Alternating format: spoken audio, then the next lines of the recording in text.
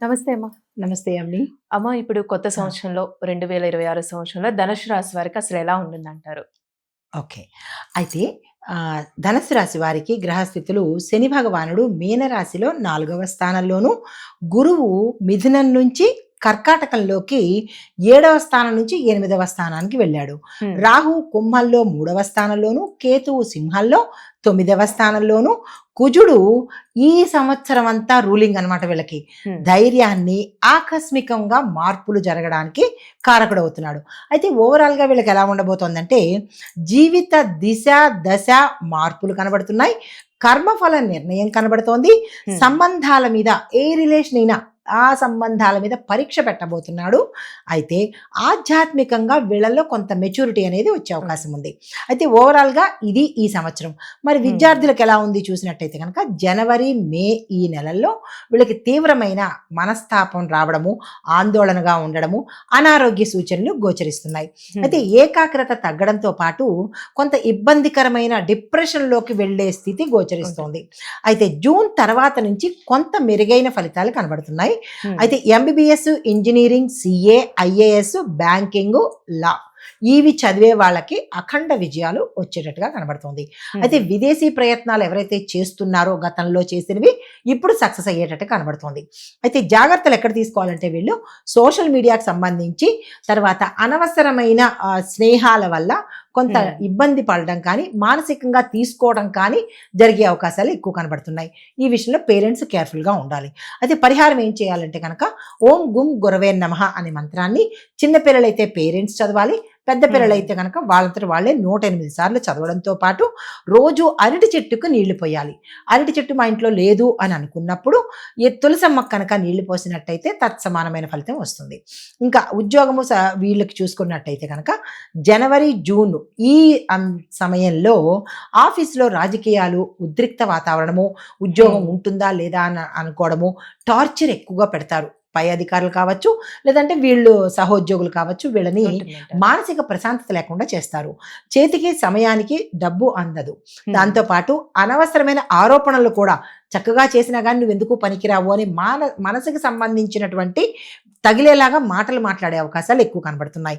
అయితే జూలై తర్వాత నుంచి వీళ్ళకి కొంత మార్పు చేర్పులు జరుగుతుంది. అంటే ఆ స్థానం నుంచి వెళ్ళిపోవడం కానీ, హ్మ్. లేదా వేరే స్థానంలో ఇమడ్డం కానీ, ప్రమోషన్సు, కొత్త ఉద్యోగాలు రావడము, పెద్ద పెద్ద అవకాశాలు ప్యాకేజ్ ఎక్కువ ఉండే అవకాశాలు రావడము, దీంతో పాటు విదేశాలకు డైరెక్ట్‌గా ట్రాన్స్‌ఫర్ అవ్వడము ఇలాంటివి. ఉంటుంది. వృత్తిరీత్యా అక్కడికి వెళ్ళిపోవడము జరిగే అవకాశాలు ఎక్కువ కనబడుతున్నాయి. హ్మ్. ఎప్పుడు జూలై తర్వాత నుంచి.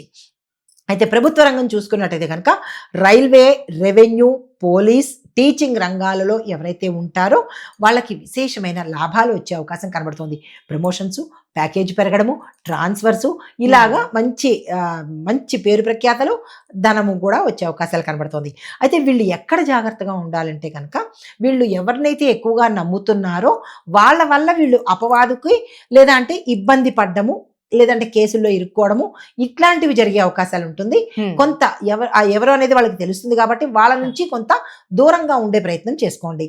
అయితే పరిహారం ఏం చేయాలంటే గనక ప్రతి గురువారము వీళ్ళు పసుపు రంగు వస్త్రాన్ని వీళ్ళు ధరించాలి. హ్మ్. గుర్తుపెట్టుకొని ఎప్పుడు బయటికి వెళ్ళినా ఆ రోజు ప్రతి గురువారము పసుపు రంగు బట్టలు వేసుకునే వీళ్ళు బయటికెళ్ళినట్టయితే కనుక కొంత గురుబలం ఉండే అవకాశం కనబడుతోంది. అయితే ఇంకా వ్యాపారము, బిజినెస్, ట్రేడింగ్ చూసినట్టయితే కనుక ట్రావెల్సు, అడ్వర్టైజ్‌మెంటు, కన్సల్టెన్సీ, పబ్లిషింగు, తర్వాత ఎడ్యుకేషన్ సెంటర్సు, ధార్మిక వ్యాపారాలు అంటే పూజా స్టోర్సు ఇట్లాంటివన్నమాట. వీళ్ళకి మంచి లాభాలొచ్చే అవకాశం కనబడుతోంది. అయితే ఏప్రిల్ తర్వాత నుంచి వీళ్ళకి ఊపందుకునే అవకాశం ఉంది. జనవరి, ఫిబ్రవరి, మార్చి కొంత మందకొడిగా ఉన్నప్పటికీ హ్మ్. ఏప్రిల్ నుంచి ఫాస్ట్ మూవ్‌మెంట్ కనబడుతోంది. లాభాలు కూడా అధికంగా వచ్చే అవకాశం ఉంది. అయితే జూలై, డిసెంబర్ మధ్య అన్‌ఎక్స్‌పెక్టెడ్ లాభాలు కానీ, అన్‌ఎక్స్‌పెక్టెడ్ నష్టాలు కానీ హ్మ్. ఏదైనా రావచ్చు. తర్వాత కొత్త బ్రాంచ్ ఓపెన్ చేసే యోగాలు గూడా కనబడుతున్నాయి. అలాంటి వారు ఎవరైనా ఉంటే కనుక శుభ్రంగా ఓపెన్ చేసుకోవచ్చు. అయితే హ్మ్. వీళ్ళు జాగ్రత్తలు తీసుకునే అంశాలు ఎక్కడంటే పార్ట్నర్‌షిప్ వ్యవహారం చేసేటప్పుడు జాగ్రత్తలు తీసుకోండి. డాక్యుమెంట్ విషయం కానీ, మాటలు జడిపేటప్పుడు కానీ జాగ్రత్త. జాగ్రత్తలు తీసుకోవాలి. అయితే నోటి మాట వల్ల ఒప్పందాలొద్దు. హ్మ్. ఎంత ఫ్రెండ్‌షిప్ అవ్వని, ఎంత తెలిసిన వాళ్ళైనా కానీ రాసుకోవాల్సిందే తప్ప మాటల ద్వారా చేసుకున్నట్టయితే నష్టపోయే అవకాశాలున్నాయి. అయితే వీళ్ళు చేయవలసిన పనేంటంటే గనక పేద పిల్లలకు అది పుస్తకాలు కానీ, యూనిఫామ్ కానీ, వస్త్రాలు కానీ మీ Hmm. శక్తిని బట్టి ఇవ్వడము. ఒకరికైనా ఇద్దరికైనా మీ స్తోమతను బట్టి.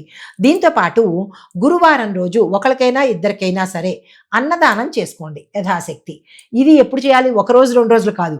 ఈ సంవత్సరం మొత్తం మొత్తం అంతా ఎన్ని గురువారాలు వస్తే అన్ని గురువారాలు. అయితే ఇంకా వ్యవసాయము, భూములు, రైతుల గురించి చూసినట్టయితే కనుక Hmm. వరి, చెరకు, పసుపు, ఆ, పళ్ళ తోటలు ఇవి వేసుకున్న వాళ్ళకి మంచి లాభాలు వచ్చే అవకాశం కనబడుతోంది. అయితే శని 4వ స్థానంలో ఉండడం వల్ల ఏమవుతుందంటే నీటికి సంబంధించిన ఇబ్బందులు రావడము, లేదా మోటార్ వేసి మర్చిపోవడము, పంట మునిగిపోవడము, ఇలా నీళ్లకు సంబంధించినటువంటి సమస్యలతో పంట నష్టపోయే అవకాశం ఒకటి కనబడుతోంది. తర్వాత భూమి వివాదాలు వచ్చే అవకాశం కనబడుతోంది. అంటే బోర్డర్లు గీసుకునేటప్పుడు ఇది నాది నీది అని అనుకుని అలాంటి తగాదాలతో రైతులు కొట్టుకోవడము, తిట్టుకోవడము, నష్టం వచ్చే అవకాశం కనబడుతోంది. తర్వాత కుటుంబంలో కూడా భూమి తగాదాలు వస్తాయి. అంతవరకు మంచిగా ఉంటారు, ఇది నా భూమి నీ భూమి అనుకుని విడిపోయి అక్కడ పంట నష్టం అయ్యే అవకాశాలు కనబడుతోంది. అలాంటివి ఏమైనా ఉంటే కూర్చుని మాట్లాడుకునే ప్రయత్నం చేసుకోవాలి. అయితే అక్టోబరు, డిసెంబర్ విషయాలలో వీళ్ళు భూములు అమ్మేసుకోవాలన్నా లేదా కొనుక్కోవాలన్నా ఈ 2 మాసాల్లో మంచి లాభాలు వచ్చే అవకాశం కనబడుతోంది. అయితే పరిహారం ఏం చేయాలంటే గ్రామ దేవతకు వీళ్ళు నైవేద్యం పెట్టాలి. అలా అని బలులు కాదు ఇక్కడ ఇవ్వాల్సింది, చంపడాలు కాదు. అన్నాన్ని తీసుకుని వెళ్ళి, అంటే పెరుగు అన్నాన్ని తీసుకెళ్లి గ్రామ దేవతకి నివేదన చేయడము, చలవ కోసమని. తర్వాత నాగ సర్పాలను పూజించడము, లేదా వీళ్ళ పంట పొలాల మధ్యలో ఎక్కడైనా ఆ విగ్రహాన్ని కనుక స్థాపించుకున్నట్టయితే ఇలాంటివి జరగకుండా ఉండే అవకాశాలు కనబడుతున్నాయి. ఇంకా రాజకీయ నాయకత్వాలు, ప్రజా జీవితం చూసినట్టయితే కనుక రాహు 3వ స్థానంలో సంచారం చేస్తూ ఉండడం వల్ల వీళ్ళలో ధైర్యము, సాహసము, మీడియా ద్వారా పేరు ప్రఖ్యాతలు వచ్చే అవకాశం కనబడుతోంది. అయితే పార్టీ మార్పు చేర్పులు కానీ, వేరే పార్టీలోకి జంప్ చేయడం కానీ, ఇలాంటివి చేయడం వల్ల కొత్త బాధ్యతలు రావడము, వీళ్ళు చేయలేకపోవడము, అపవాదులు పాలవ్వడము, ఇలాంటివి జరిగే అవకాశాలు ఉన్నాయి. ఆ అంశంలో కొద్దిగా జాగ్రత్తలు తీసుకోండి.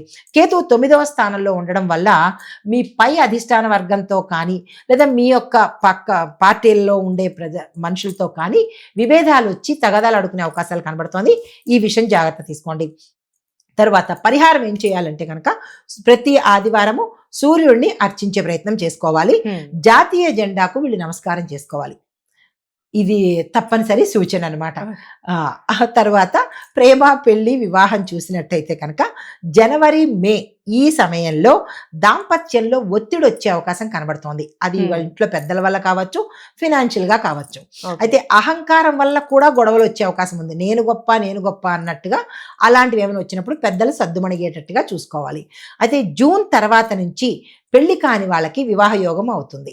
దాంతోపాటు దాంపత్య జీవితం కూడా ఈ గొడవలు ఆడుకున్న వాళ్ళు కూడా సద్దుమణిగిపోయి మే ఇద్దరం ఒకటే అన్నట్టుగా ఉంటారనమాట. తర్వాత సంతాన భాగ్యం కూడా కనబడుతోంది. తర్వాత అత్తమామలతో కానీ లేదా కుటుంబ సభ్యులతో కానీ గొడవలు వచ్చే అవకాశం కనబడుతోంది. సర్దుబాటు ధోరణిలో వెళ్ళిపోవాలి. అయితే మరి వీళ్ళు చేయవలసిన పని ఏంటంటే కనుక ప్రతి శుక్రవారము తెల్లని పువ్వులతో అమ్మవారిని అర్చించాలి. దుర్గా అమ్మవారిని కానీ, లక్ష్మీ అమ్మవారిని కానీ అర్చించే ప్రయత్నం చేసుకోవాలి. తర్వాత ఆరోగ్య సమస్య చూసినట్టయితే కనుక ఛాతికి సంబంధించి, అంటే హార్ట్కి సంబంధించి, బీపీ, నడుము నొప్పులు ఇవి వచ్చేటట్టుగా, స్పైనల్కి సంబంధించి నొప్పులు వచ్చేటట్టుగా, ఎందుకంటే రాహు ప్రభావం ఎక్కువ ఉంటుంది కాబట్టి ఈ విషయంలో జాగ్రత్తలు తీసుకోవాలి. అయితే ఆగస్టు, అక్టోబర్ మధ్యలో ఆసుపత్రి పాలయ్యేటట్టుగా కనబడుతోంది. హాస్పిటల్లో స్టే చేయడం కానీ, ఆసుపత్రికి వెళ్ళి రావడం కానీ ఇలాంటివి జరిగే అంశాలు గోచరిస్తున్నాయి. అయితే మరి వీళ్ళకి పరిహారం ఏంటంటే కనుక ప్రతిరోజు సూర్యుడికి నీళ్లు ఆయన్ని చూపించి నీళ్లు వదిలేసినట్టయితే కొంత ఆరోగ్య ప్రదాత కదా సూర్యుడు, కొంత మంచి జరిగే అవకాశం కనబడుతుంది. అయితే ఆర్థిక విషయాలు, ధనము, అప్పులు చూసినట్టయితే జనవరి, జూన్ ఈ మధ్య సమయంలో ఖర్చులు ఎక్కువ పెరిగే అవకాశం కనబడుతుంది. ఆకస్మిక, అన్ఎక్స్పెక్టెడ్, అనవసరమైన ఖర్చులు అనమాట. అయితే కుటుంబ అవసరాల వాళ్ళకు కూడా కొంత అప్పులు చేయవలసిన పరిస్థితి ఏర్పడుతుంది. అయితే జూలై, డిసెంబర్ ఈ మధ్య కాలంలో ఈ అప్పులు తీరిపోయి ధన రాబడి పెరిగే అవకాశం కనబడుతోంది. పాత బాకీలు కూడా వీళ్ళకి ఇవ్వాల్సిన వాళ్ళు, ఎగేసిన వాళ్ళు తిరిగి తీసుకొచ్చి ఇచ్చే అవకాశం గోచరిస్తోంది.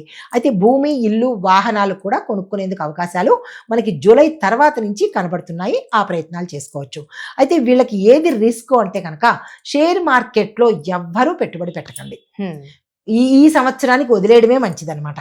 అయితే వీళ్ళు చేయవలసిన పని ఏంటంటే కనుక ప్రతి గురువారము పసుపు, శనగలు దానంగా ఇచ్చుకున్నట్టయితే గురుబలం పెరిగి ఇబ్బందులు తొలగుతాయి.